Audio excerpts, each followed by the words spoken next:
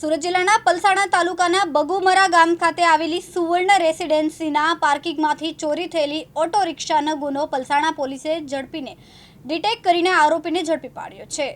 ગત તારીખ 4/4/2026ના રોજ રાત્રે 11 કલાકથી તારીખ 5/4/2026ના રોજ સવારે 10:30 કલાક દરમિયાન કોઈ અજાણ્યો ઈસમ દ્વારા બગુમરા ગામે સુવર્ણ રેસિડેન્સીના પાર્કિંગમાંથી લીલા પીળા રંગની બજાર કંપનીની ઓટો રિક્ષા જેની કિંમત 1,50,000 છે ચોરી કરીને ફરાર થઈ ગયો હતો। આ અંગે પલસાણા પોલીસ સ્ટેશનમાં 14/4/2026ના રોજ ભારતીય ન્યાય સંહિતા 2023ની કલમ 303 મુજબ ગુનો નોંધાયો હતો। આ ગુનાની ગંભીરતા ધ્યાનમાં રાખીને વિભાગીય પોલીસ અધિકારી HL રાઠોડના માર્ગદર્શન હેઠળ પલસાણા પોલીસ સ્ટેશનના પોલીસ ઇન્સ્પેક્ટર BD ઝાલરિયાના નેતૃત્વમાં ટીમ દ્વારા ટેકનિકલ અને હ્યુમન સોર્સિસના આધારે તપાસ હાથ ધરવામાં આવી।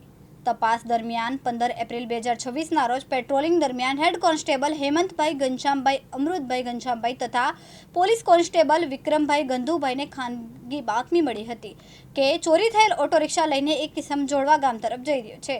બાતમીના આધારે પોલીસે તાત્કાલિક કાર્યવાહી કરીને આરોપીને ઓટો રિક્ષા સાથે ઝડપી પાડ્યો। પકડાયેલા આરોપીની ઓળખ પુરુષોત્તમ વિઠ્ઠલ પિંપળે તરીકે થઈ છે।